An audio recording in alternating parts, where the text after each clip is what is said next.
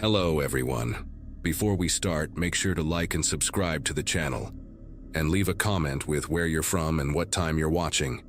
That way, YouTube will keep showing you stories just like this one. Now, let's begin. The exhaustion hit different that night. You know how it gets when you've been running on fumes for 16 hours straight at the hospital.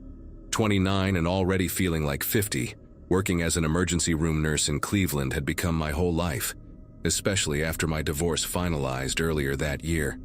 The highway stretched ahead of me like a black ribbon, completely empty except for the occasional semi-truck thundering past in the opposite direction. Must have been around 2 in the morning on a Wednesday in late October, when everything went sideways. The radio kept cutting in and out with static, which should have been my first warning that something wasn't right. But honestly, I just figured it was the old antenna on my beat-up Ford Explorer acting up again. All I wanted was to get home, take the hottest shower possible, and collapse into bed before my next shift started in 10 hours. The figure appeared in my headlights about 3 miles from my exit, standing right on the edge of the shoulder, where the asphalt meets the gravel. My first thought was that someone had broken down, which happens all the time on that stretch of Interstate 71 between downtown and the suburbs. The person was waving both arms above their head in that desperate way people do when they really need help, wearing what looked like a dark jacket with the hood pulled up. My nursing instincts kicked in immediately, that automatic response to help someone in distress that gets drilled into you during training. But as I started easing off the gas pedal and drifting toward the shoulder, something made me glance at my rearview mirror. And that's when I noticed how dark the road behind me had become. Like all the streetlights had suddenly gone out even though they'd been working fine just seconds before. That's when I saw them. 2 shapes emerging from behind the concrete guardrail on the passenger side, moving in this weird synchronized way that made every alarm bell in my head start screaming. They weren't running or walking normally, more like gliding forward while staying perfectly parallel to each other, maybe 15 feet apart. The person who'd been waving suddenly dropped their arms and stood completely still, not even turning their head to track my car as I was slowing down.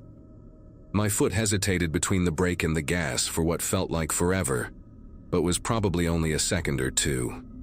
The 2 figures from the guardrail were wearing identical clothing, dark pants, and what looked like gray hoodies, and they moved toward my car with this terrifying sense of purpose, like they'd done this exact thing 100 times before. My nursing training includes dealing with aggressive patients and dangerous situations, but this was something else entirely, something calculated and wrong in ways I still can't fully articulate. I slammed the accelerator so hard my tires screamed against the pavement, fishtailing slightly as I jerked the wheel back toward the travel lane. In my side mirror, I caught a glimpse of all 3 figures standing in a perfect line across the shoulder, just watching my taillights disappear into the distance. My phone was in the cup holder, and I grabbed it while trying to keep the Explorer steady at 90 miles per hour, fumbling with the emergency call button. The dispatcher who answered sounded skeptical at first, probably used to false alarms and paranoid drivers, but something in my voice must have convinced her because she said units were already in the area and would check it out immediately. I kept driving way too fast all the way home, checking my mirrors every few seconds and taking a different exit than usual, just in case anyone was following me. The adrenaline didn't start wearing off until I pulled into my apartment complex and sat there in the parking lot with the engine running, scanning every shadow between the buildings. My neighbor, this retired cop named Frank, who always sits on his balcony smoking cigarettes even in the middle of the night, waved at me and called down, asking if everything was okay. I must have looked pretty shaken, because he actually came downstairs in his bathrobe and slippers to check on me. When I told him what happened, his whole demeanor changed, and he said there'd been similar reports along that stretch of highway for the past few weeks. Always late at night, always with the same pattern of someone flagging down cars while others waited nearby. The call from the police came about an hour later, after I'd finally made it inside and was sitting on my couch still wearing my scrubs, clutching a cup of coffee with both hands. The officer on the phone introduced himself as Sergeant Brennan and said they'd found something disturbing at the location I'd described. There were fresh tire marks that matched my vehicle's tread pattern where I'd accelerated away, which proved I'd actually stopped there. But here's what made my whole body go numb with fear. They also found a burned-out sedan about 50 yards further down the shoulder, hidden behind a cluster of trees. The car had been reported stolen from a mall parking lot 3 days earlier, and inside they found personal items suggesting someone had been living in it, including maps of the highway system, with certain spots circled in red marker, my exit being one of them. Sergeant Brennan asked me to come to the station the next morning to look at some security footage they'd pulled from a traffic camera about a mile before where I'd stopped. When I got there, still exhausted but too wired to sleep anyway, they showed me grainy black and white video from earlier that same night. Around midnight, 2 hours before my encounter, the camera captured what looked like 3 people dragging something heavy from a van into the woods near that exact spot. The van didn't have plates, and the image quality was too poor to make out faces, but you could see them making multiple trips back and forth. Then, about 30 minutes before I drove through, the camera caught them positioning themselves along the shoulder, with one person standing in the spot where I'd seen the waving figure, while the other 2 crouched behind the guardrail exactly where I'd seen them emerge. What really disturbed me, though, was what Sergeant Brennan told me next, while we sat in that sterile interview room with fluorescent lights humming overhead. They'd been tracking a group they suspected of running a sophisticated carjacking ring that targeted solo drivers on isolated stretches of highway. The burned car wasn't their vehicle. It belonged to a woman named Jennifer Huang who'd been reported missing 5 days earlier after leaving her night shift at a warehouse 40 miles north. Her credit cards had been used at various gas stations heading south, always late at night, always just one transaction before moving on. The police theorized that the group would use stolen vehicles until they burned them out, literally, to destroy evidence, then move on to acquiring a new one from whoever stopped to help their supposedly stranded member. The detective working the case, a woman named Carla Donovan with tired eyes and coffee stains on her sleeve, showed me Jennifer's photo from her missing person report. She looked about my age, wearing scrubs in the picture because she'd been a nurse too, working nights at a regional medical center. That detail hit me harder than anything else, knowing that we'd probably driven that same stretch of highway hundreds of times, both exhausted after long shifts, both alone in the dark. Detective Donovan said they suspected I wasn't the first person to escape this trap. There'd been 2 other reports in the past month of drivers who'd had similar encounters, but managed to speed away.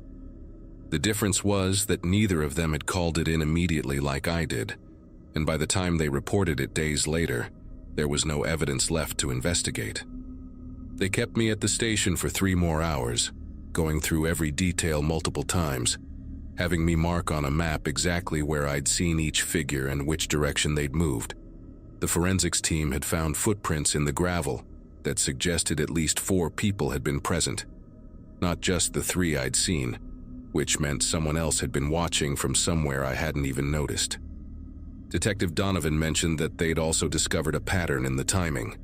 All the encounters happened on weeknights between midnight and 4 in the morning, when traffic was lightest and emergency response times were longest.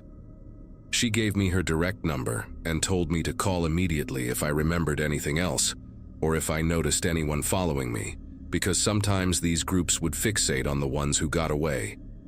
For the next 2 weeks, I completely changed my routine, taking different routes home, varying my schedule whenever possible, and always leaving the hospital with at least one other person walking to the parking garage. Frank, my neighbor, started checking on me every night when I got home, and I'd text Detective Donovan each time I arrived safely, which probably seemed excessive but gave me some peace of mind. Then, on a Monday afternoon, I got the call that they'd made arrests after pulling over a van on that same stretch of highway for a broken taillight. Inside were 4 people, including a woman who matched the description of the figure who'd been waving that night, along with rope, zip ties, and 3 different stolen license plates. They found Jennifer Huang's hospital ID badge hidden under the spare tire, along with personal items from at least 6 other missing persons cases spanning 3 states. The trial won't start for another few months, but Detective Donovan says my testimony will be crucial since I'm the only witness who called immediately and provided real-time evidence of their method. Jennifer Huang is still missing, along with 2 other victims they've connected to this group. And honestly, that's what haunts me most about this whole experience. I still work nights at the hospital because bills don't stop just because you're scared. But I take the city streets now instead of the highway, adding an extra 20 minutes to my commute. Sometimes when I'm driving home and see someone on the side of the road, even in broad daylight, my chest gets tight and I have to remind myself to breathe. The thing that really stays with me, though, is knowing that if I'd stopped just a few seconds longer, if I'd actually gotten out to help like my instincts first told me to, I would have been another missing person case, another burned out car on the shoulder, another nurse who never made it home from her shift.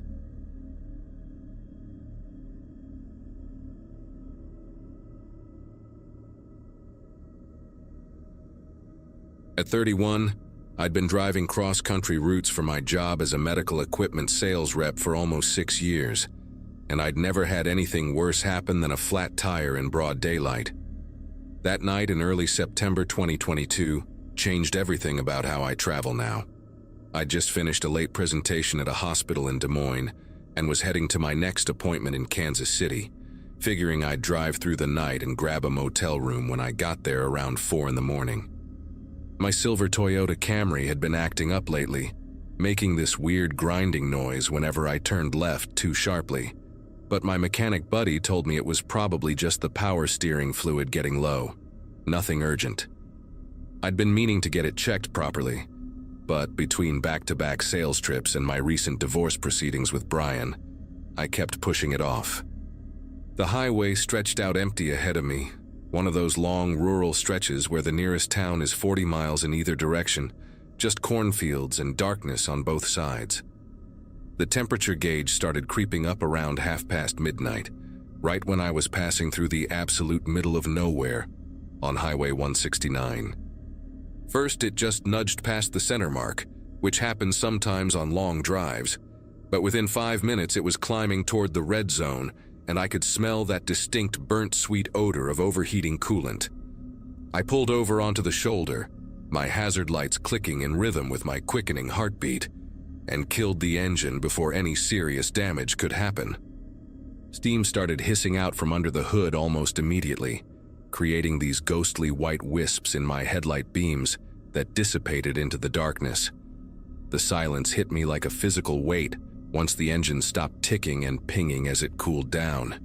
No cricket sounds, no wind through the corn, just absolute stillness broken only by the metallic cooling sounds of my engine. I checked my phone and of course 0 bars, not even emergency service, which seemed impossible. But there it was, that dreaded no service message mocking me from the screen. I sat there for maybe 20 minutes, door locked, windows cracked just enough to keep the interior from fogging up, scrolling through useless offline apps on my phone just to have something to do with my nervous energy. Every few minutes I'd pop the hood release and walk around to check if the steam had stopped, but the engine was still way too hot to even think about removing the radiator cap. The owner's manual in my glove compartment said to wait at least 30 minutes before attempting anything, and even then, only if you had coolant or water to add.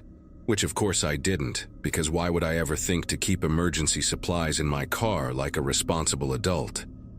That stretch of 169 was notorious for being empty at night, mostly used by truckers during daylight hours and locals who knew better than to drive it after dark.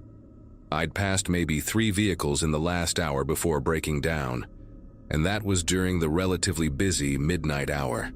Now, approaching 1 in the morning, the chances of seeing another car were getting slimmer by the minute. The first hint of hope came as a faint glow on the horizon behind me, barely visible in my side mirror, just a slight brightening of the darkness that meant headlights were coming from several miles away.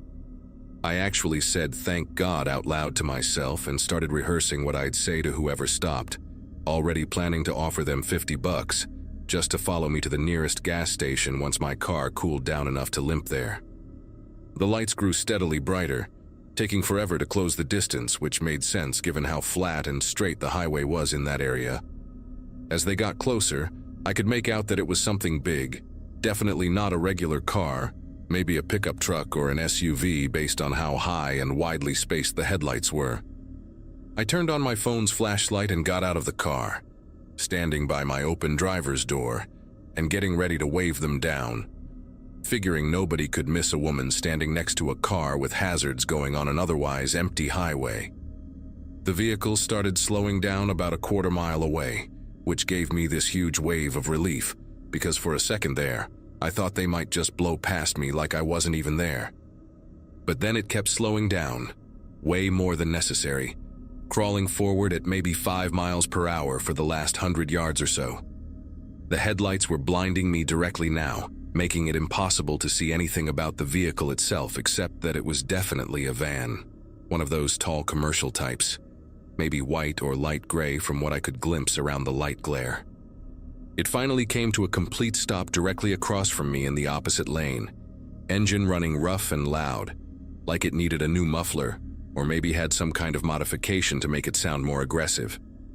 The headlights stayed on full brightness, pointed right at me and my car, and I had to shield my eyes with my hand while waiting for someone to roll down a window or open a door. But nothing happened. The van just sat there maybe 15 feet away, engine rumbling in this deep, irregular rhythm that seemed to vibrate through the empty highway and into my chest. 30 seconds passed, then a minute, and still no movement from the van, no dimming of the lights, no window rolling down, nothing. I couldn't see through the windshield at all because of how the headlights were angled and how they were reflecting off my car's windows and chrome, creating this wall of harsh white light between us. I waved my phone flashlight in a friendly greeting motion and called out, "Hey, thanks for stopping," but my voice sounded thin and weak against the rumbling engine noise. When there was still no response, I took a few steps forward, thinking maybe they couldn't hear me, but then stopped myself because something about the whole situation was starting to feel wrong in a way I couldn't quite define. The logical part of my brain was saying they were probably just being cautious, maybe an older person who was scared to get out and help a stranger at night, or possibly someone on the phone trying to call for help on my behalf. But the primitive part of my brain, that ancient survival instinct we all have, was screaming at me to get back in my car right now.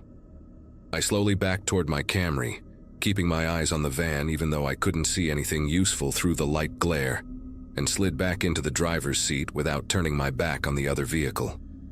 My fingers found the door lock button and I pressed it, hearing all 4 locks engage with a solid thunk that made me feel marginally safer, even though I knew how useless those locks would be if someone really wanted to get in. The van's engine note changed slightly, revving up a bit like someone was pressing the gas pedal while in park, and then I saw something that made my whole body go rigid with fear. The driver's door was opening, just a crack at first, maybe 2 or 3 inches, but enough for me to see that the interior dome light had been removed or disabled because no light came on inside. The door stayed open like that for at least 10 seconds, just barely ajar, and I could swear I saw movement in that dark gap, like someone was watching me through the opening. Then, just as suddenly as it had opened, the door pulled shut with a solid thump that I could hear even over the engine noise. My car key was already in my hand, and I shoved it into the ignition, turning it even though I knew the engine was still too hot and probably wouldn't start without causing serious damage. The starter motor whined in protest and the engine tried to turn over but couldn't quite catch, just making these horrible grinding sounds that I knew meant expensive repairs, even if I got out of this situation. The temperature gauge was still showing way too high, but I didn't care anymore because that van door opening had changed everything about what this was. I tried starting it again, pumping the gas pedal like that would somehow help, and this time the engine caught for maybe 2 seconds before dying with a shudder that shook the whole car. Through all of this, the van hadn't moved an inch, just sat there with its headlights burning into my retinas. But now I noticed something else that made my situation even worse. There was another set of headlights in my rearview mirror, coming up from behind me, moving slowly just like the van had done. This second vehicle, another large one from what I could tell, crept up and stopped about the same distance behind me as the van was in front, boxing me in completely on this narrow shoulder. Its headlights were on high beam too, filling my car with light from both directions, making me feel like I was on a stage under spotlights. I grabbed my phone again, desperately trying to get any signal, even just one bar to make an emergency call, but still nothing. I was holding it up toward the window, moving it around trying to catch any possible signal, when I heard car doors opening, not slamming shut but opening from both vehicles at the same time. Through the blinding light I could barely make out shapes, 2 figures from the van in front and at least one from whatever was behind me, all moving slowly and deliberately, not rushing but not hesitating either.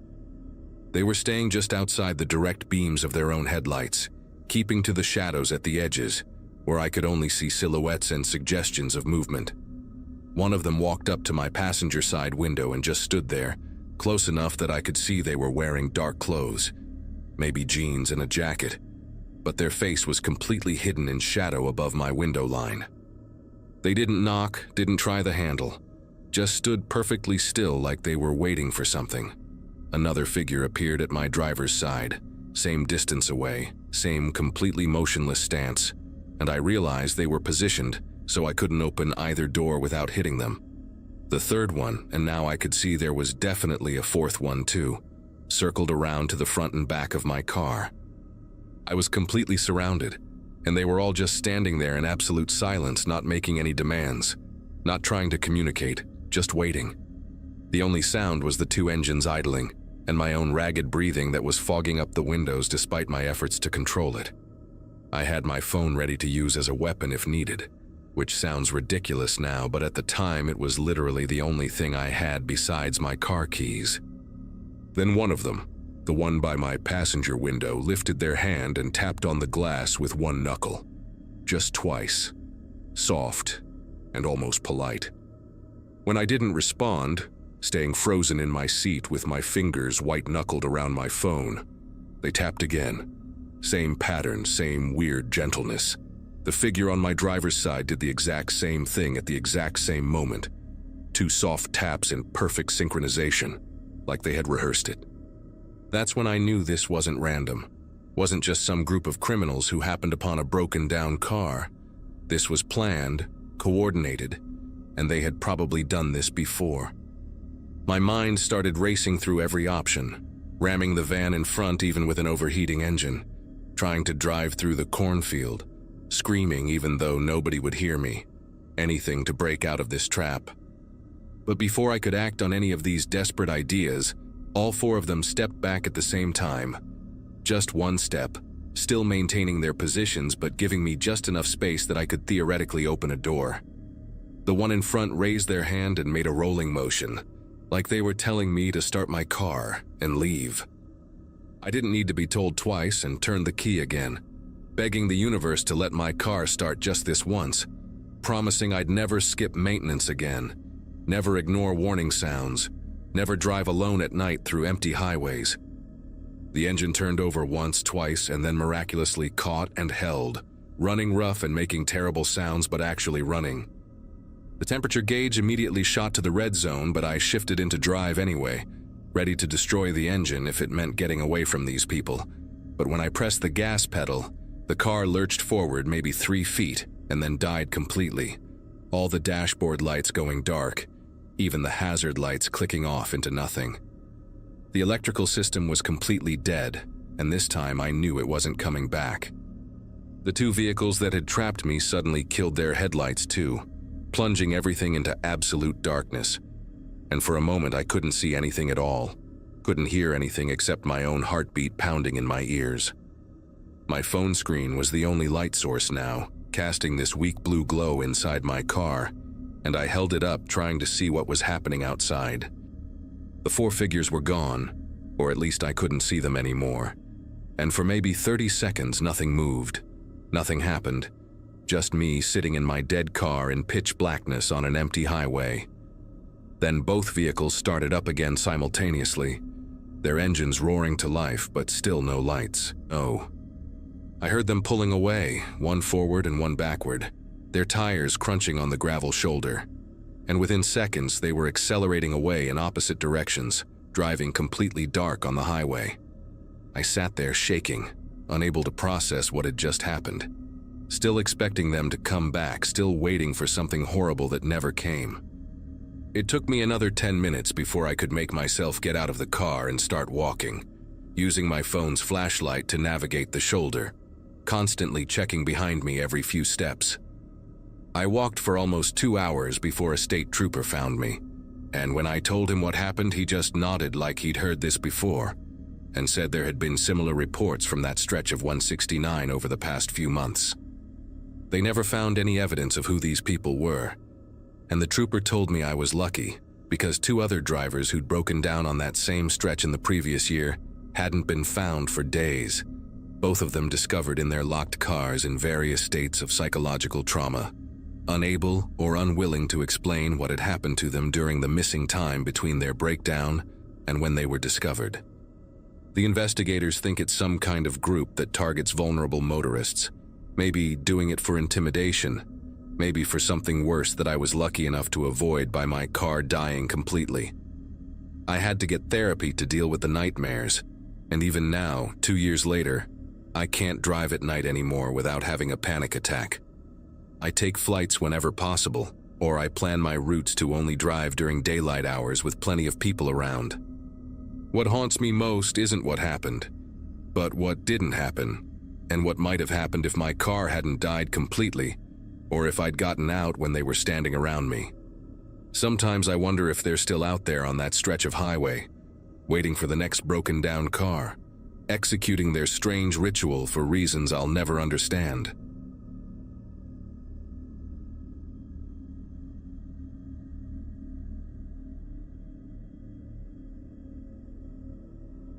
The Peterbilt's engine had been making this weird rattling noise for the past 100 miles. Nothing serious, but enough to keep me on edge during that November 2023 haul. My 39-year-old body already felt like it belonged to someone twice my age. Too many years bouncing around in truck cabs, eating gas station food, sleeping in rest areas. I was moving agricultural equipment from Omaha to Denver, a route that usually took me about 10 hours if everything went smooth. Nancy had packed those beef sandwiches she always makes, the ones with the horseradish spread that burns just right, wrapped tight in aluminum foil. I kept thinking about getting home for my daughter Megan's basketball game on Saturday morning. She'd been practicing her free throws all month, and I'd promised to be there this time. The Nebraska rest stop near mile marker 287 sits about 40 miles west of Grand Island, one of those newer facilities built with federal funding that actually has decent lighting and those vending machines that never eat your dollar bills.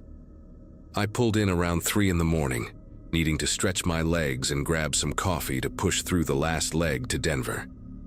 The parking lot surprised me. At least 15 cars scattered across the regular vehicle section, way more than you'd expect at this hour. Sedans, SUVs, a couple of minivans, different colors and states on the license plates. Sometimes you hit these random clusters of travelers, maybe all avoiding some weather system or construction zone further up the highway. The truck parking area was nearly empty though, just me and 2 other rigs parked way at the far end, their running lights glowing orange in the darkness. I grabbed my jacket from behind the seat, one of those thick Carhartt ones with the quilted lining that Nancy bought me 2 Christmases ago, and headed toward the main building. The cold hit different that night, sharp and dry, the kind that makes your nose hairs freeze up instantly. As I walked past those parked cars, something started bothering me, like when you're trying to remember if you locked your front door but can't quite recall. Every single vehicle had frost on the windshields, that thin layer you get when cars sit for a while in cold weather. But underneath the frost, the glass looked foggy, like they'd all been running recently with people inside. The parking lot lights made everything look washed out and yellowish, creating these long shadows that stretched between the vehicles like dark fingers reaching across the asphalt. The automatic doors whooshed open, and I stepped into that artificial warmth that always smells like old coffee, and industrial cleaner. The place was dead quiet, except for the electrical hum of the vending machines lined up against the far wall, their lights flickering slightly like they always do in these places. I headed straight for the men's room, my boots echoing on those polished concrete floors they put in all these rest stops now. The bathroom door was propped wide open with one of those yellow wet floor cones, but the floors were bone dry. Inside, all the faucets were dripping in this weird synchronized rhythm, like someone had turned them all on just enough to leak at the exact same rate. The mirrors had condensation on them, foggy patches right about face height, as if a bunch of people had been standing there breathing on the glass not too long ago. I did my business quick, that uneasy feeling crawling up my spine like cold fingers. When I went to wash my hands, the soap dispensers were all empty, every single one of them. But there were fresh soap suds still sliding down the sides of the sinks, pink foam from that cheap industrial soap they use. The paper towel dispensers had been pulled open, brown paper streaming down to the floor in long strips, like someone had yanked them out in a hurry. I dried my hands on my jeans and got out of there. Back in the main area, I noticed the information rack near the entrance. All those tourism brochures for local attractions and hotels had been emptied out, the pamphlets scattered across the floor in a trail leading toward the exit doors. But what really got me was the vending machines. Every single item had been selected, the metal coils all turned to their endpoints, but nothing had dropped down. Bags of chips, candy bars, bottles of soda, all hanging there at impossible angles, defying gravity. Something made me walk over to the windows facing the parking lot. Maybe just to confirm what my brain was already screaming at me to acknowledge. Those 15 cars sat there under the yellow lights, and now I could see inside them better. Every single driver's seat was pushed all the way back, like whoever had been driving was either really tall or had needed to get out in a hurry without taking time to adjust anything. The doors, I hadn't noticed it walking in, but now I could see. They were all slightly ajar, not wide open, just cracked maybe an inch or two, interior dome lights off despite the doors being open. That's when I saw the keys. Every single vehicle had its keys still in the ignition, glinting under the parking lot lights. Some of them had those heavy keychains people use, rabbit's feet and bottle openers and little photos in plastic frames, all just dangling there. My mouth went dry and I could hear my own heartbeat thudding in my ears like a drum. I backed away from the window and started moving toward the exit, trying to look casual even though nobody was around to see me. The coffee could wait. Hell, everything could wait. I just needed to get back to my truck and get out of there. But as I pushed through those automatic doors, the cold air hit me along with something else. A smell like burning rubber mixed with something sweet. Almost like caramel, but wrong somehow. Synthetic. The parking lot seemed darker now, even though nothing had changed, and I could hear this low humming sound, barely audible, like 100 people humming the same note just below the range of normal hearing. My boots crunched on something as I walked. Broken pieces of cell phones, dozens of them, scattered across the asphalt like someone had taken a hammer to a phone store display. I picked up my pace, almost jogging now toward my Peterbilt, fumbling for my keys with numb fingers. The two other trucks I'd seen earlier were still there, but now I noticed their doors were open too, cabs dark, no sign of the drivers. As I passed that cluster of abandoned cars, I could see more details that made my gut clench. Purses left on passenger seats, coffee cups still steaming in cup holders, a baby's car seat with the straps undone and hanging loose. One minivan had a DVD player still running in the back, some cartoon playing on repeat, the glow from the screen casting blue shadows through the frosted windows. The Nebraska license plates, Iowa, Colorado, Wyoming, all different places, but every single car had the same thing, a parking receipt from this rest stop tucked under the windshield wiper, all time stamped within the last hour. How the hell do 15 different groups of people all disappear within an hour?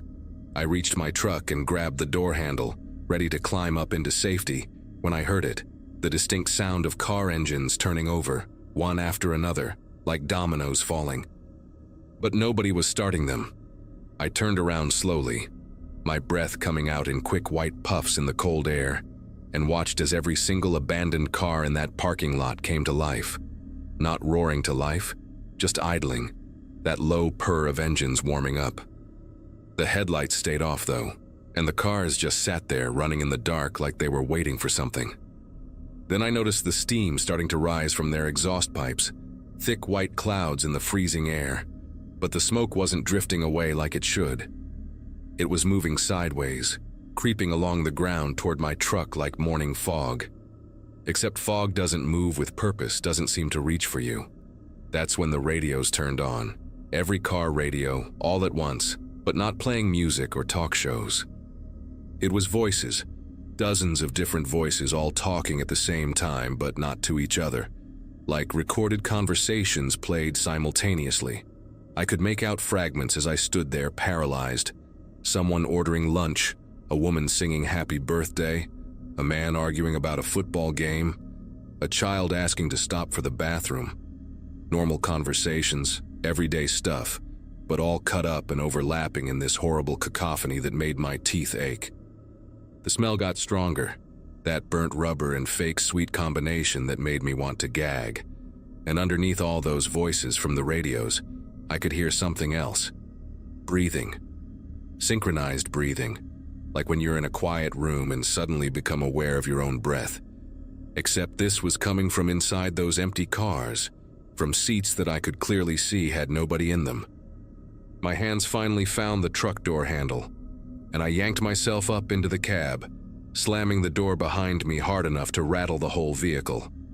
My fingers fumbled with the keys, missing the ignition twice before finally getting them in.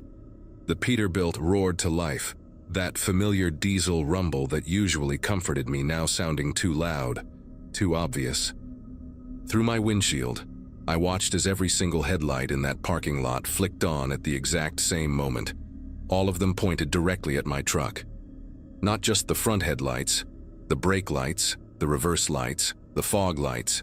Every possible light on those vehicles blazed to life, bathing my cab in this harsh, blinding white and red glow that made shadows dance across my dashboard like living things.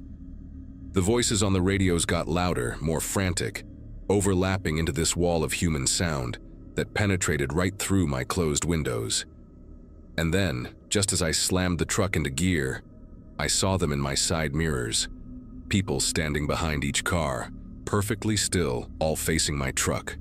But when I turned to look directly, nothing. Check the mirror again. They were there. Look back. Empty parking lot. I gunned it out of there, probably taking that exit turn faster than any 18-wheeler should. Tires screaming against the asphalt. In my rearview mirror, those lights followed me, not the cars, just the lights, staying at the exact same distance no matter how hard I pushed the accelerator. They stayed with me for maybe 5 miles down Interstate 80 before suddenly cutting out all at once, leaving me in complete darkness except for my own headlights cutting through the Nebraska night. I didn't stop driving until I hit Denver. Didn't even pull over to check that rattling sound in the engine that had gotten worse during my escape. When I finally got to the delivery point and told my dispatcher about what happened, he laughed and said, I must have dozed off and had a nightmare. But I know what I saw. I know those people in the mirrors were real. And I know that 3 days later, when I looked up news for that area, there were reports of 17 vehicles found abandoned at that same rest stop, all with their engines running, keys in the ignition, and no sign of the drivers or passengers. The reports said it was probably human trafficking or some coordinated crime, but they never found anyone, never found any bodies, never found any explanation. I never took that route again. Told my dispatcher I'd quit before driving through Nebraska after dark, and I meant it. Nancy thinks I had some kind of breakdown, maybe a panic attack from too many hours on the road. And I let her believe that because it's easier than trying to explain what really happened. But sometimes, when I'm driving at night on any empty highway, I'll catch a glimpse of headlights in my mirror that seem to be following at the exact same distance for too long, and I have to pull over at the next truck stop, wait it out with other drivers around, pretending to check my logs or grab coffee until the feeling passes. I still drive for a living. Bills don't pay themselves. But I plan my routes different now, always making sure I'm near populated areas when 3 in the morning rolls around. And I never, ever stop at rest areas when there are too many cars, but no people. That's the thing that still keeps me up some nights, turning it over in my mind like a puzzle with missing pieces. Where did all those people go? What were those things I saw standing behind the cars that only existed in reflections? About a month ago, another trucker named Glenn told me something at a Flying J outside Denver that made my blood turn to ice water. He said his cousin drives that same stretch of Interstate 80, and one night around 3 in the morning, he saw a bunch of abandoned trucks at that same rest stop. Big rigs like mine, doors open, engines running, nobody around. But here's the thing that really got me. Glenn's cousin said he saw someone in his mirror walking between the trucks, checking each cab like they were looking for something specific. When he turned to look directly, the parking lot was empty. But in the mirror, clear as day, the figure kept searching, kept moving from truck to truck with this methodical patience that made him floor it out of there without looking back. We compared dates. It was exactly 1 month after my experience, down to the day. Glenn's cousin won't drive that route anymore either. Makes you wonder how many of us have seen things at that rest stop, how many have kept quiet because nobody would believe us anyway. All I know is that place isn't right, and whatever's happening there, it's still happening. Still hunting, still collecting.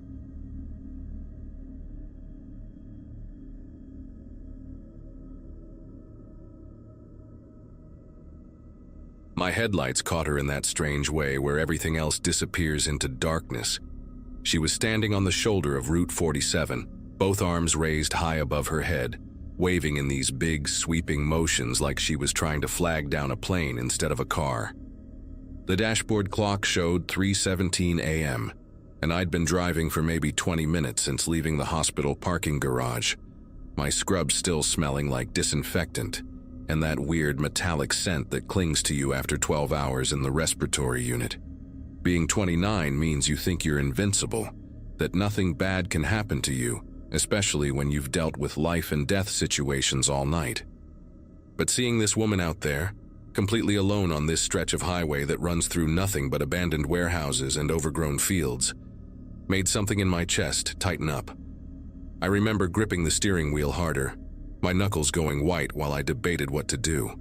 The rational part of my brain was screaming at me to keep driving, to call 911 once I got further down the road.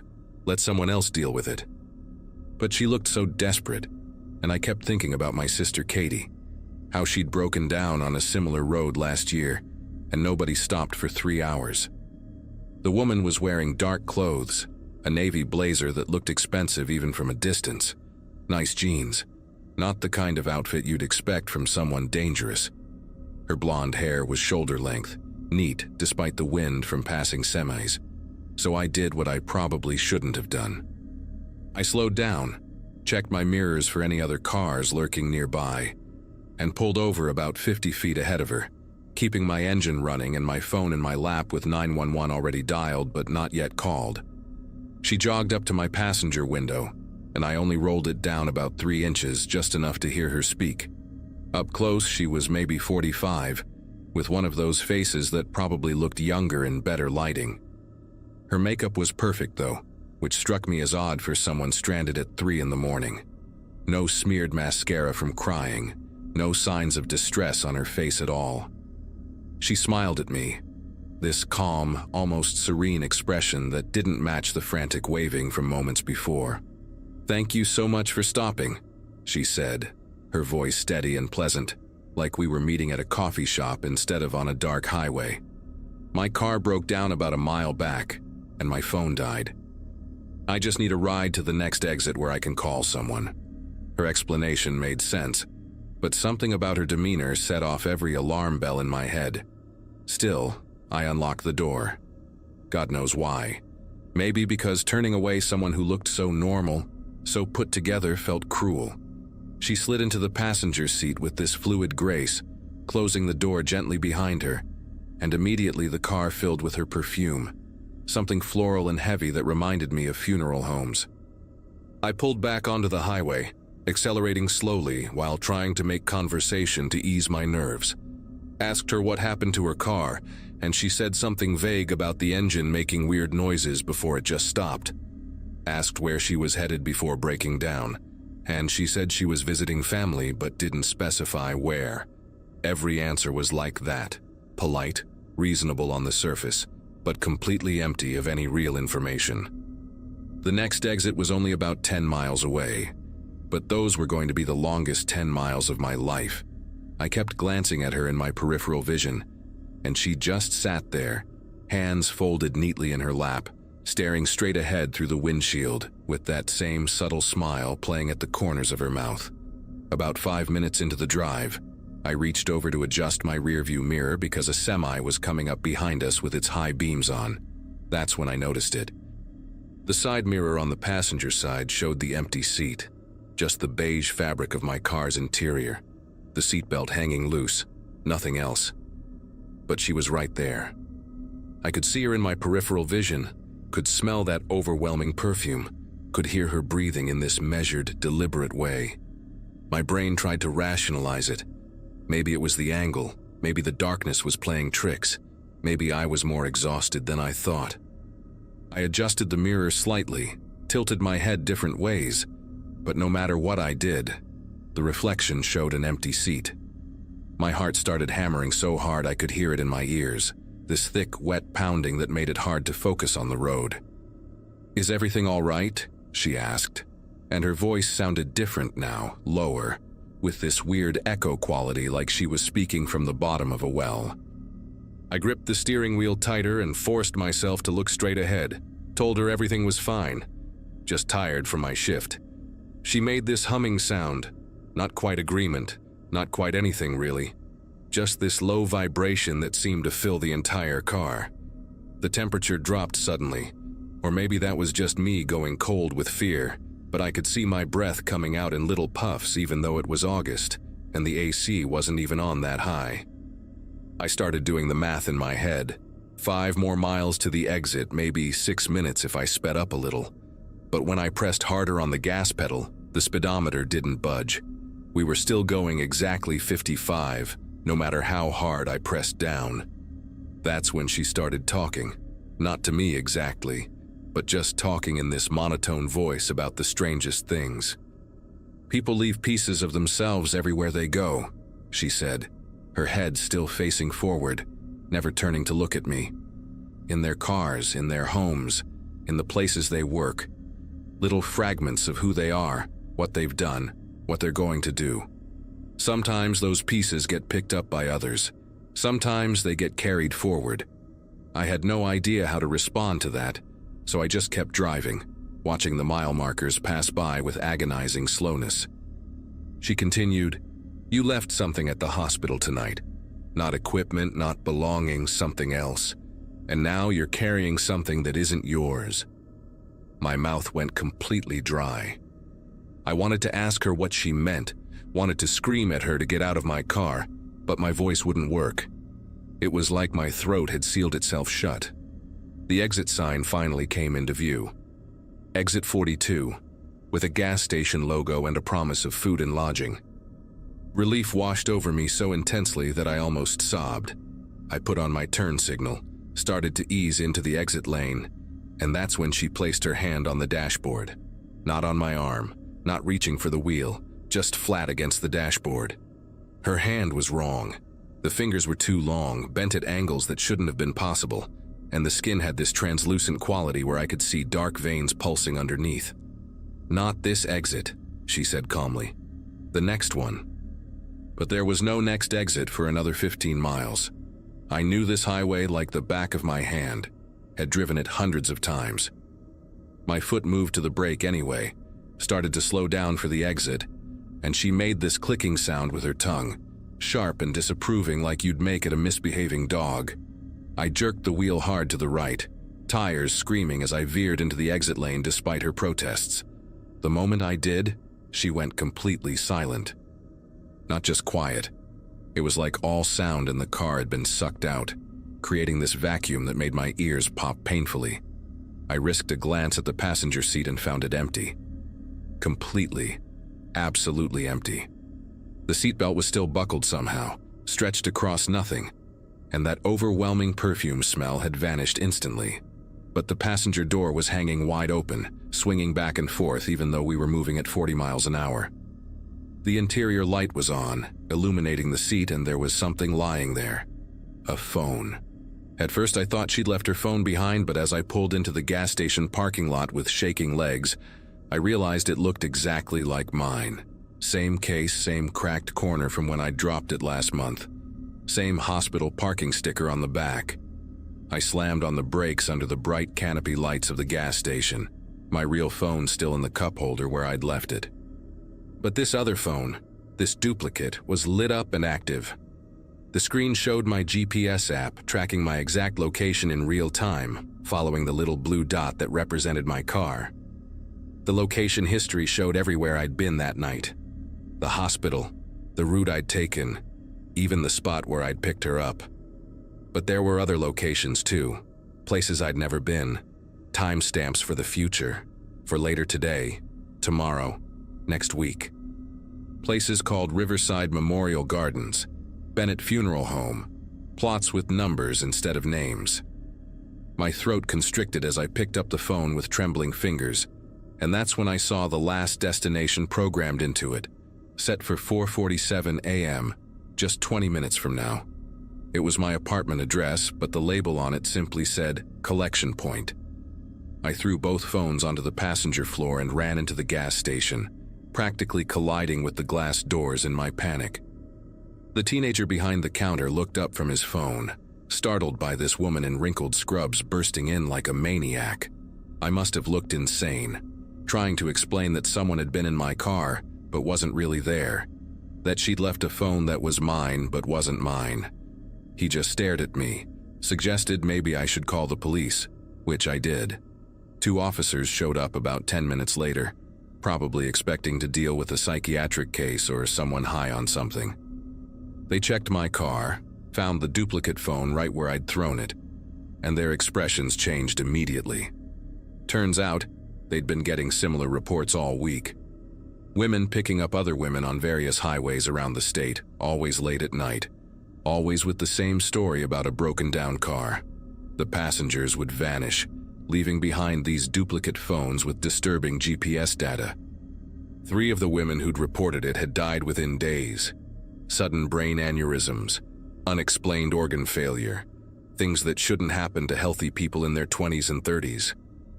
The officers took the duplicate phone as evidence and followed me home, insisted on checking my apartment before I went in. Everything looked normal, nothing out of place, but I couldn't shake the feeling that something fundamental had changed.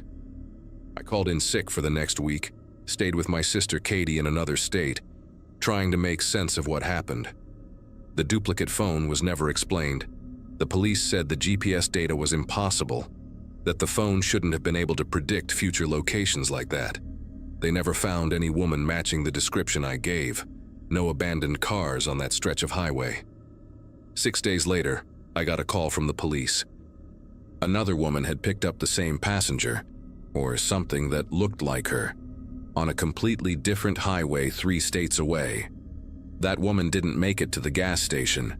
They found her car on the side of the road, engine still running, both doors open. 2 phones in the front seat showing the same impossible GPS data. She was in the driver's seat, unconscious but alive, and when she woke up in the hospital, she had no memory of the last 3 years of her life. Just gone, like they'd been deleted. I still work at the hospital, still drive home late at night, but I never stop for anyone anymore. And sometimes, when I'm checking my GPS, I see locations I've never been to flash across the screen for just a second before disappearing. Places I hope I'll never have to visit, at least not while I'm still breathing.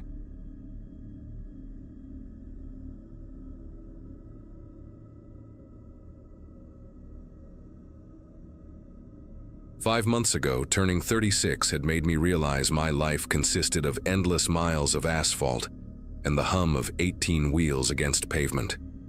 Trucking paid the bills, kept me moving from state to state, hauling everything from furniture to frozen goods. That particular week in early May, had me driving a load of electronics from Phoenix to Chicago, a route that usually took me through some pretty desolate stretches of highway. My marriage had fallen apart 6 months prior, and honestly, the solitude of the road felt like exactly what I needed. The cab of my Peterbilt had become more of a home than my actual apartment back in Tucson. That night, the one that still makes me check my mirrors more than necessary, started like any other long haul through the desert. The fuel gauge had been hovering near empty for the last 20 miles, and finding a station open at 2 in the morning on Highway 89 wasn't exactly easy. When the faded Shell sign finally appeared through the darkness, glowing like a beacon against the black desert sky, relief washed over me. The place looked ancient, one of those stations that probably hadn't been renovated since the 70s, with just 2 pumps and a small convenience store attached. No other vehicles sat in the lot, which wasn't unusual for that hour and location. The fluorescent lights buzzed and flickered, casting an uneven glow across the cracked concrete. I pulled the rig in carefully, mindful of the tight space, and killed the engine. The sudden silence felt heavy, broken only by the ticking of cooling metal and the distant hum of the store's ancient air conditioning unit, struggling against the desert heat. I grabbed my wallet from the center console and climbed down from the cab, my joints protesting after 4 hours of straight driving. The desert air hit me immediately, still warm despite the early hour, carrying that distinctive smell of creosote and dust. My boots crunched against loose gravel as I walked to the pump, the sound unnaturally loud in the stillness. Through the store window, I could make out the silhouette of someone behind the counter, barely visible through the grime-covered glass. The pump itself looked older than me, one of those analog models where you could actually hear the fuel rushing through the hose. I started filling up, leaning against the truck while the numbers slowly climbed on the display. 40 gallons, 50, 60. Big rigs drink fuel like nothing else, and this would probably cost me close to $300. Inside the store, the clerk hadn't moved once since I'd arrived. Even from outside, I could tell something was wrong with his posture, the way he stood rigid behind that counter, his head slightly tilted like he was listening for something. The fluorescent light above him kept cutting out for split seconds, making him appear and disappear like frames missing from an old film reel. When the pump finally clicked off at 78 gallons, I hung up the nozzle and headed toward the door. The closer I got, the more details I could make out through the window. Young guy, maybe early 20s, wearing a faded red Shell uniform that hung loose on his thin frame. His face was pale, almost gray under those harsh lights, and his eyes kept darting to the door, then back to the counter, then to the door again. The bell above the entrance gave a weak chime as I pushed inside, and the kid practically jumped out of his skin. "Just the diesel," I said, trying to keep my voice casual despite the weird vibe in the place. The store smelled like old coffee and something else, something metallic that reminded me of blood, but could have been rusty pipes. The kid nodded quickly, his fingers trembling as he punched numbers into the ancient register. His name tag read Aaron in faded letters, and up close I could see dark circles under his eyes, like he hadn't slept in days. Behind him, a security monitor showed grainy footage of the parking lot, but the screen kept jumping and distorting, making it impossible to see anything clearly. $312.47, Aaron whispered, his voice barely audible. His eyes flicked to the door again, then to me, then back to the door. I handed him my credit card, and when our fingers brushed during the exchange, his skin felt ice cold despite the warmth of the night. While he ran the card, I noticed his other hand gripping the edge of the counter so hard his knuckles had turned white. The receipt printer screeched to life, making him flinch violently. Every sound seemed to terrify him. The hum of the refrigerators, the buzz of the lights, even his own breathing, which came in short, shallow gasps. "You traveling alone?" he asked suddenly, his eyes meeting mine for the first time. Before I could answer, he leaned forward slightly, glancing toward the door again. "Don't matter, just, when you leave, drive fast. Don't stop for nothing." He pushed the receipt across the counter with shaking fingers. I was about to ask what he meant when he grabbed my wrist. His grip was desperate, urgent. "And don't open that door again," he whispered, his voice cracking. Once you're out, just go, please." The intensity in his eyes made my chest tighten. This wasn't some joke or local trying to mess with an outsider. I pulled my hand back, pocketed the receipt, and headed for the door without another word. Whatever was happening here, the kid's fear was real enough to make me want to get back on the road immediately.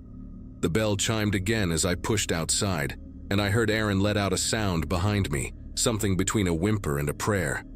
The walk back to my truck felt longer than before, the darkness beyond the station's lights seeming to press in from all sides.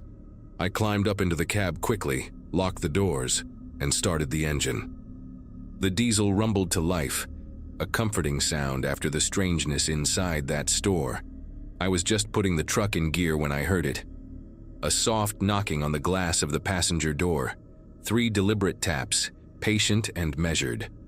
My head snapped toward the sound, but the parking lot lights didn't reach that side of the cab. All I could see in the window was blackness. Then a voice, clear despite the running engine, came from outside the passenger door. "Come on, Richard, open up. We need to talk." My entire body went rigid. Richard. That voice had just said my name. My actual name that I hadn't told anyone at this stop, that wasn't on any paperwork visible in the cab, that the kid inside definitely hadn't used. The credit card I'd paid with was a company card under the trucking firm's name, not mine. My CDL was tucked away in my wallet. There was absolutely no way anyone here could know my name. The knock came again, still gentle, almost friendly. "Richard, I know you can hear me. Just crack the window, 5 minutes, that's all I need." The voice sounded normal, masculine, maybe middle-aged, with no accent I could place. But there was something underneath the words, something that made every instinct scream at me not to look, not to respond, just drive. I slammed the truck into first gear and started rolling forward, my heart hammering against my ribs. Through the side mirror, I caught a glimpse of movement. A figure stepping back from the truck, tall and thin, wearing what looked like a dark suit. Who wears a suit in the middle of the desert at 2 in the morning? The figure didn't chase after the truck, just stood there watching as I pulled away. "Richard, you're making this harder than it needs to be," the voice called out, somehow still audible over the diesel engine. "I'll be seeing you at the next stop, mile marker 277. You know you have to stop there." My throat went dry. Mile marker 277 was the way station, mandatory for all commercial vehicles. If I skipped it, I'd have Dati on my ass within hours, probably lose my CDL. But how did this person know my route? How did they know I'd have to stop there? I hit the highway doing 70, way over the limit for a loaded rig, but I didn't care. In the rearview mirror, the gas station lights faded into the distance, swallowed by the desert darkness. My phone, mounted on the dashboard, showed 2:23 a.m. The way station was maybe 40 miles ahead, less than an hour at this speed. I kept checking the mirrors, expecting to see headlights following, but the road remained empty. Just me, the yellow lines, and miles of nothing. Then I noticed something that made my grip tighten on the wheel. The GPS on my phone was showing my name at the top of the screen, Richard's route, something I'd never programmed, never seen before. I reached over to check the settings, and that's when I saw the recent search history wasn't mine. Addresses I'd never looked up. My ex-wife's new apartment in Flagstaff, my mother's nursing home in Albuquerque, my daughter's college dorm at ASU. Places this person, whoever they were, wanted me to know they knew about. The mile markers counted down like a timer on a bomb. 251, 250, 249. Each one bringing me closer to that way station where he said he'd be waiting. I tried calling 911, but my phone showed no service despite having full bars just minutes before. The radio in the truck produced only static, no matter which channel I tried. Even the CB, usually full of late-night chatter from other truckers, was dead silent. It felt like I was driving through a bubble, cut off from the rest of the world. At mile marker 265, I made a decision. There was a truck stop at exit 38, a big flying J that would have people, witnesses, maybe even security. I could park there, wait until daylight, figure out what to do. But as I approached the exit, my foot wouldn't move to the brake pedal. I pressed down hard, but nothing happened. The pedal felt normal, had resistance, but the truck kept maintaining exactly 70 miles per hour. The steering wheel turned freely. I could change lanes, but I couldn't slow down, couldn't take the exit. Panic started creeping up my spine as I watched the Flying J pass by in a blur of lights. Whatever was happening, whoever this person was, they had control of my truck somehow. The electronics, the brakes, probably the accelerator too. Modern trucks are all computer-controlled, and someone with the right knowledge could hack into the systems. But doing it while the truck was moving, from a distance? That was something else entirely. Mile marker 277 appeared in my headlights like a tombstone. The way station sat just ahead, its inspection lanes empty, the office building dark except for a single light in the front window.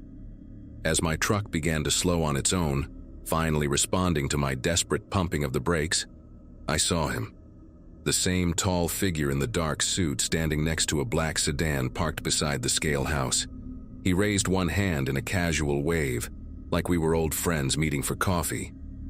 My truck rolled to a stop exactly where it needed to for the weigh-in, and the engine died without me turning the key. The man walked toward my truck with measured steps, his face becoming clearer under the overhead lights. Mid-40s, clean-shaven, unremarkable features except for his eyes. They were the palest blue I'd ever seen, almost white. He stopped at my door and knocked 3 times, the same patient rhythm from before. "Richard, please step out of the vehicle. We have business to discuss regarding your cargo." My cargo? I was hauling electronics, nothing special, just TVs and computers for a Best Buy distribution center. Through the side mirror, I watched him pull out what looked like a small tablet, its screen glowing green in the darkness. "Your manifest says electronics," he continued, his voice carrying perfectly through the closed door. "But we both know there's an extra package in there, serial number X74429. You weren't supposed to know about it, but plans have changed." I had no idea what he was talking about, but something in his tone made me check the sleeper compartment behind my seat. There, wedged between my duffel bag and the back wall, was a metal briefcase I'd never seen before, secured with electronic locks, a small red light blinking steadily on its surface. The man must have seen my expression change because he smiled, a thin stretching of lips that didn't reach those pale eyes. "Previous driver put it there yesterday when you stopped in Phoenix. You've been carrying it for 300 miles without knowing. Now you have 2 choices. Give me the case and drive away, forget this ever happened, go back to your life. Or refuse, and, well," he pulled out a phone, showed me the screen. Security camera footage of my daughter walking into her dorm room, time-stamped from 3 hours ago. "Rebecca's studying for her chemistry midterm right now, room 314, Preston Hall. She keeps her window cracked because the heater runs too hot." My blood turned to ice. The decision wasn't really a choice at all. With shaking fingers, I reached back, grabbed the briefcase, and climbed down from the cab. The moment my feet hit the pavement, my truck's engine roared back to life on its own, the doors locking automatically. I handed him the case, and he examined it briefly, checking the seals, verifying something on his tablet. "Smart man," he said, already walking back to his sedan. "Your truck will start working normally once I'm gone. And Richard, don't stop at any more gas stations tonight. Take Interstate 40 straight through to Amarillo. Aaron at the Shell station. He won't make it through his shift if you go back." The sedan pulled away, disappearing into the desert darkness, and true to his word, my truck returned to normal. I drove straight through to Chicago, delivered my legitimate cargo, and never said a word about what happened. But I did check the news 3 days later. A young gas station clerk named Aaron Vasquez was found dead at a Shell station on Highway 89. Apparent heart attack, even though he was only 23 years old. That was 5 months ago, and I've since changed routes, only driving daylight hours now. Sometimes I wonder what was in that case, who that man really was, but mostly I'm just grateful my daughter is safe, still calling me every Sunday, still complaining about her dorm room being too hot.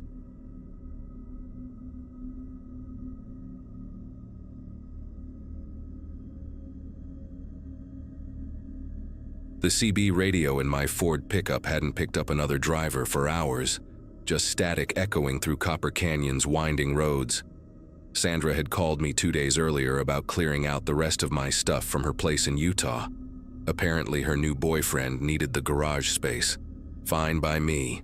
I'd been making these furniture runs every few months since the divorce papers were signed, and this Monday night in March was just another trip with another loaded trailer swaying behind my truck. The canyon walls rose up on both sides, ancient rock formations that blocked out most of the sky, except for a narrow strip where clouds covered any trace of moonlight. My supervisor at the warehouse had given me until Wednesday to get back, which meant I could take the old canyon route instead of dealing with the interstate construction zones. 14 hours into the drive, running on nothing but gas station coffee and whatever energy drinks I could find, I kept checking my mirrors to make sure the trailer stayed centered on these sharp curves. A woman's voice suddenly cut through the static on Channel 19, each word coming through clear despite the interference around the edges. "Hello, can anyone hear me? There's been an accident. We need help. Please, if anyone can hear this, we're just off mile marker 17, about 50 feet down the embankment on the north side. My husband's unconscious and I think his leg is broken. The car rolled twice before it stopped. Please, somebody help us." Something about her tone made my skin prickle. She sounded like she was ordering takeout, not reporting that her car had just tumbled down a mountainside. The calmness in her voice, the way she rattled off those specific details without any panic or tears, it all felt rehearsed somehow. But 40 miles from the nearest town, with these canyon walls blocking any cell signal, you couldn't just drive past someone asking for help. I grabbed the handset while navigating another hairpin turn, knowing mile marker 17 was maybe 3 miles ahead based on the last sign I'd noticed. Against every warning bell going off in my head, I pressed the talk button. "This is eastbound traffic on 19. I hear you loud and clear. I'm about 3 miles out from marker 17. Hang tight, I'm coming to help. Can you tell me what color your car is? Any injuries besides your husband?" My voice echoed back through the speaker for a second before she responded, and when she did, there was this weird delay, like she was thinking about each word before saying it. "Thank you so much for responding. It's a silver sedan, a newer model Toyota. The front end is completely smashed in. I'm okay, just some cuts and bruises, but my husband, he won't wake up. There's blood coming from his head, and his left leg is bent at an angle that doesn't look right. Please hurry." The transmission cut out with a sharp click, and I pushed harder on the accelerator, making the trailer lurch dangerously on the next curve. Something kept nagging at me, though. She never said her name, never mentioned trying to flag down other cars, never asked me to call for an ambulance once I got to somewhere with cell service. Mile marker 16 flew past my window, and I started scanning the shoulder for any sign of an accident scene, my high beams cutting through the darkness ahead.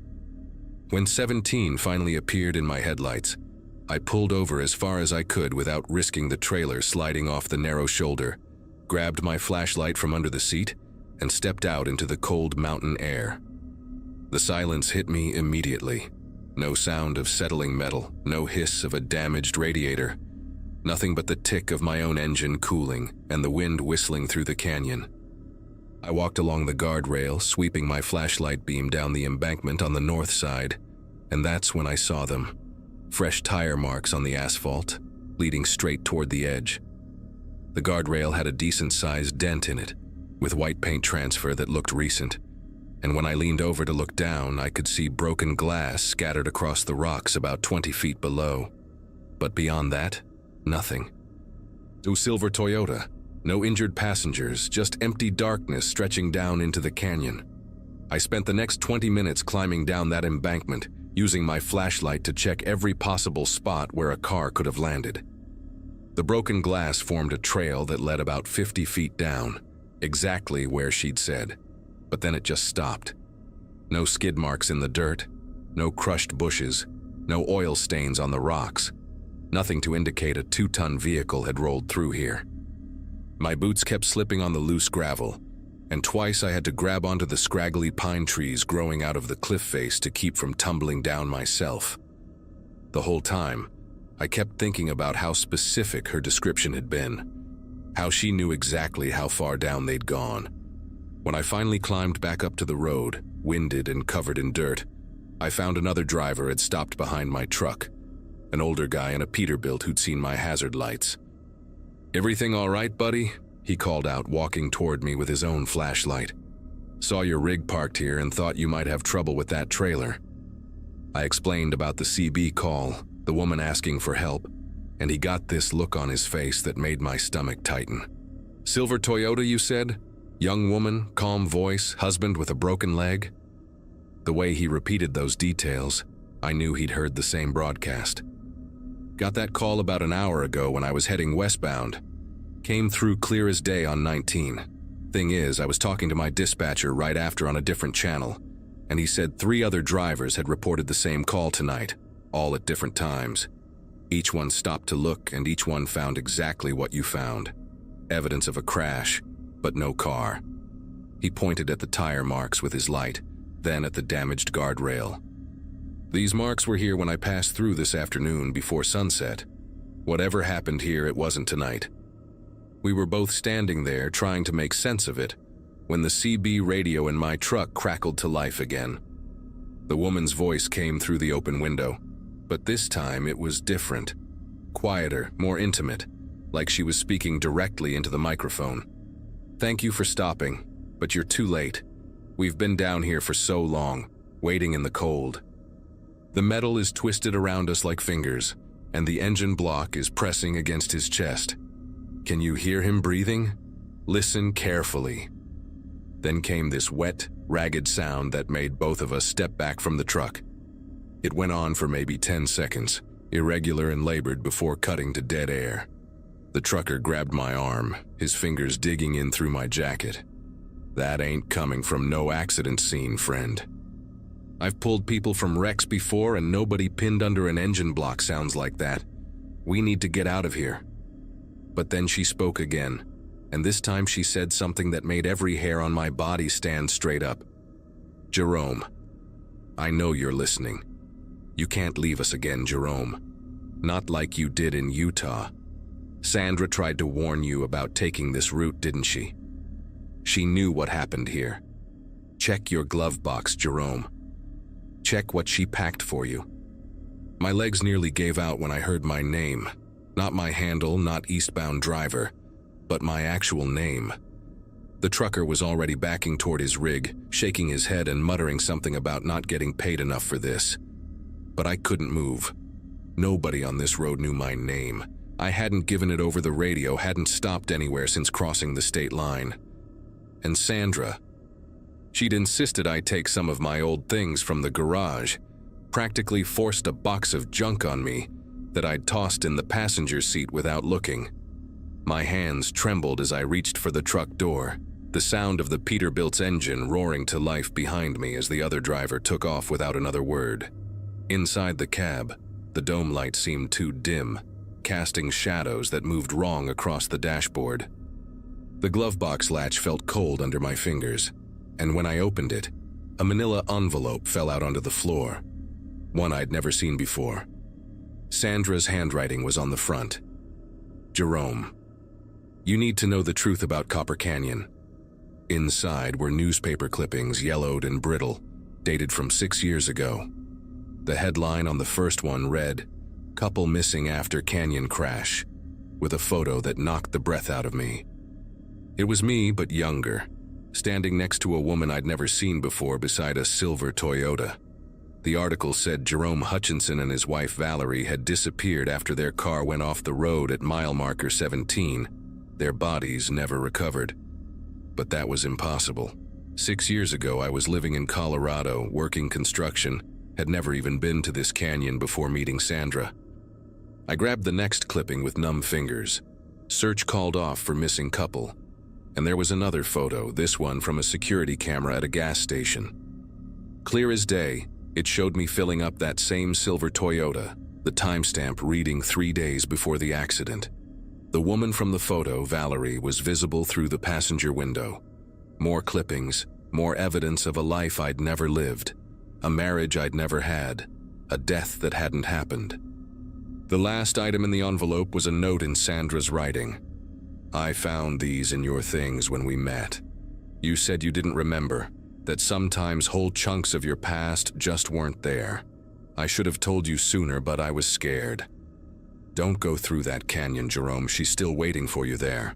The CB crackled again, and this time the voice was barely a whisper, close and personal, like lips pressed against the microphone. "Jerome, stop reading those lies. You know who I am.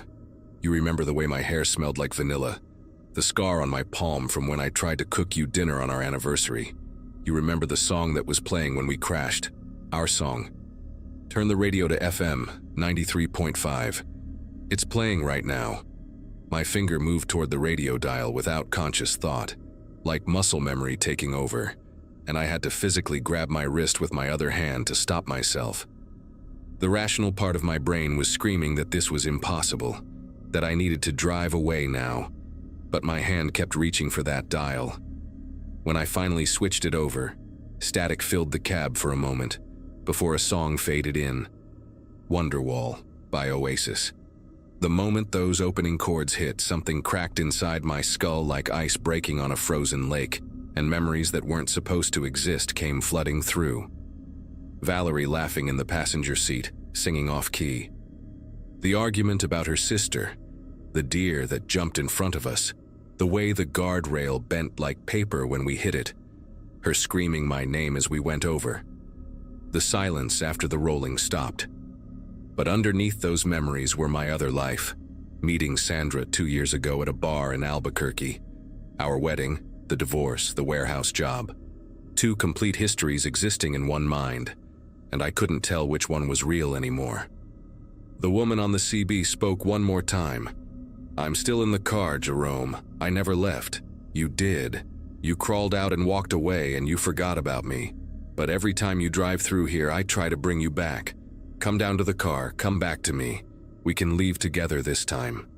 I looked down at my hands and saw blood under my fingernails that hadn't been there before, old and dried and flaking off. The newspaper clippings were dissolving in my lap, the ink running like water, forming new words. "You left her to die. You left her to die. You left her to die." I slammed the truck into gear and floored it, the trailer fishtailing wildly as I tore away from mile marker 17. The CB radio kept crackling with her voice, pleading, crying, then angry and screaming my name. But I reached over and ripped the power cord out of the dashboard. The silence that followed was almost worse. In my rearview mirror, I swear I could see headlights rising up from the embankment. Impossible headlights from a car that couldn't exist, following me through every curve. I drove for 3 straight hours without stopping, pushing that old Ford harder than I ever had, until I finally saw the lights of a 24-hour diner near the state line.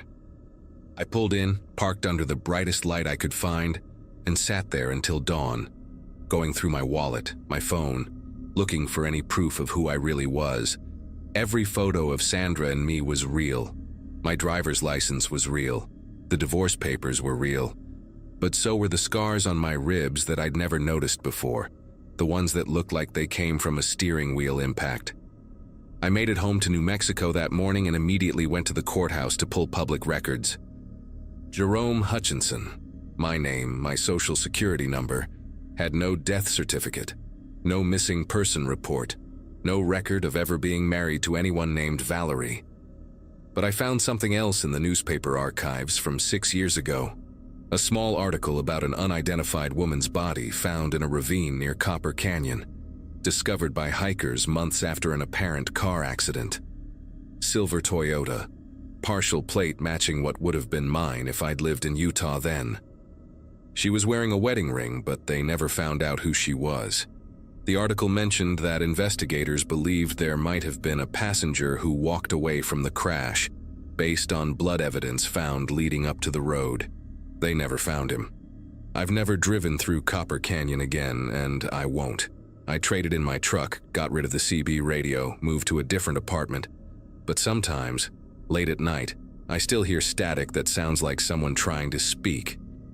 And sometimes when I look in the mirror, I see dried blood under my fingernails that takes forever to wash away.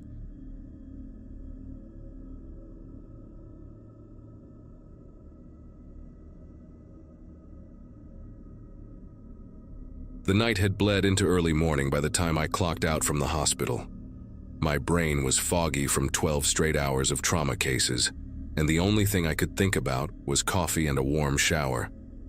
The city was still asleep when I started driving home, and for the first few miles, everything felt routine. Then my GPS screen blinked, froze, and restarted with that soft chime I'd heard 1,000 times before. Only this time, it never came back online. I figured I knew the way well enough, but somewhere after the second intersection, I must have turned onto the wrong road. It did not look like any road I had taken before.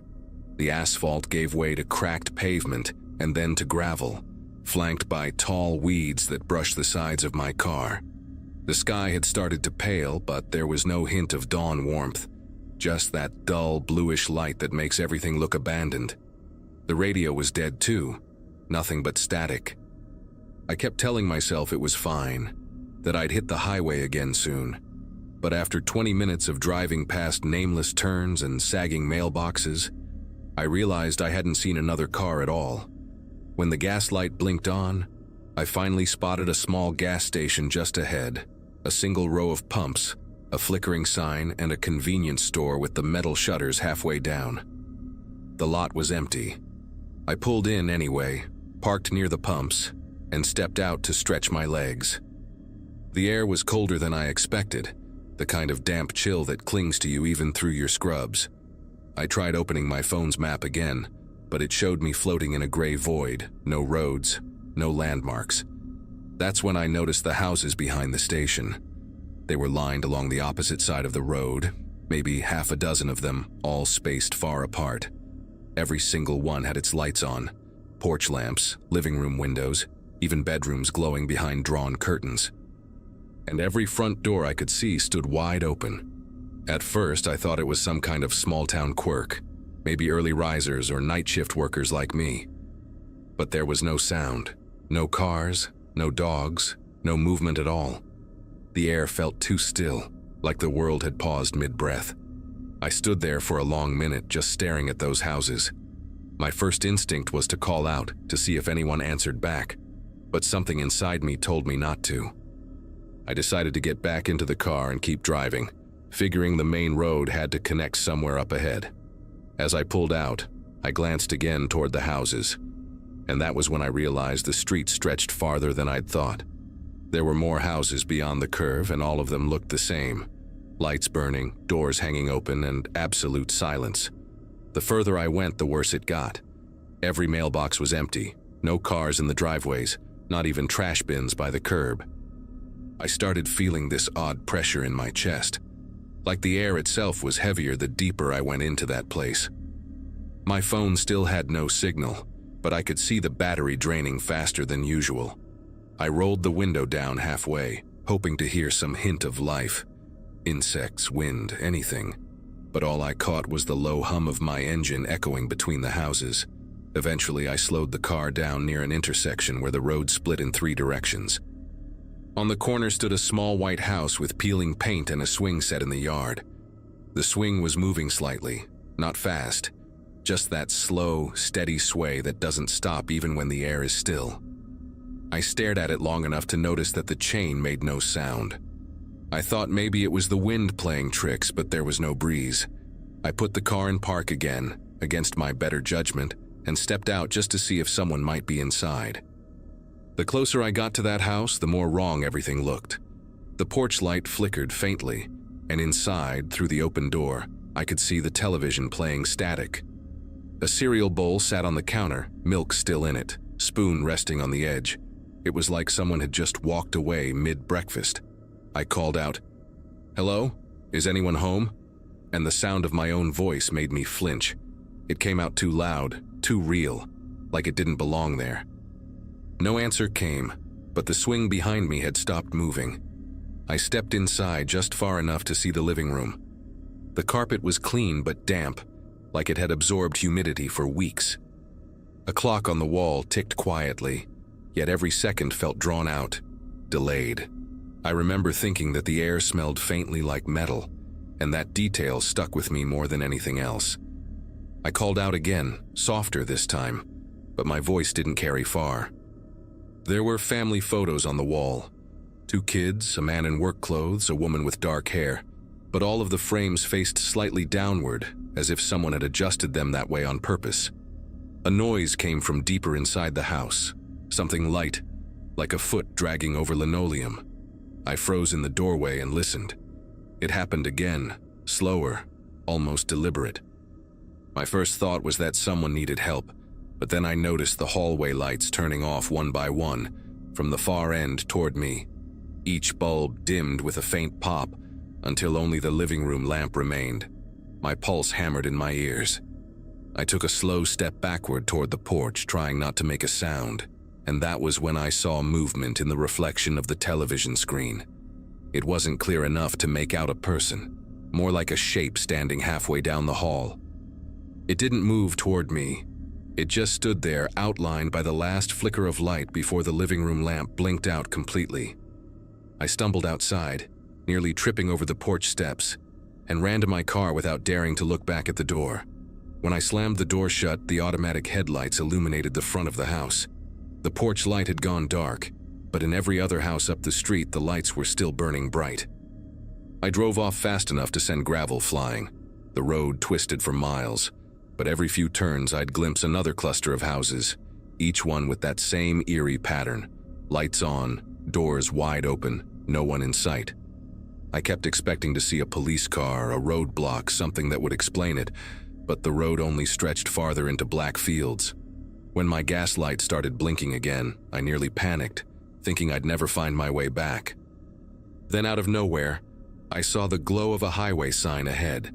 The sign didn't name a place I recognized, but the sight of it was enough to make me pull over and breathe for a second. My hands were slick with sweat on the steering wheel, and my throat felt raw. Behind me, the road stretched into total darkness. No headlights, no glow from those houses. I turned my car around to check just to see if they were still there, but the moment I faced that direction again, the road was empty. It was like that whole stretch of town had folded in on itself. When I reached the highway, traffic had returned. Trucks, headlights, the hum of normal life. I took the next exit with an open diner and stumbled inside, still in my scrubs, smelling like antiseptic and fear.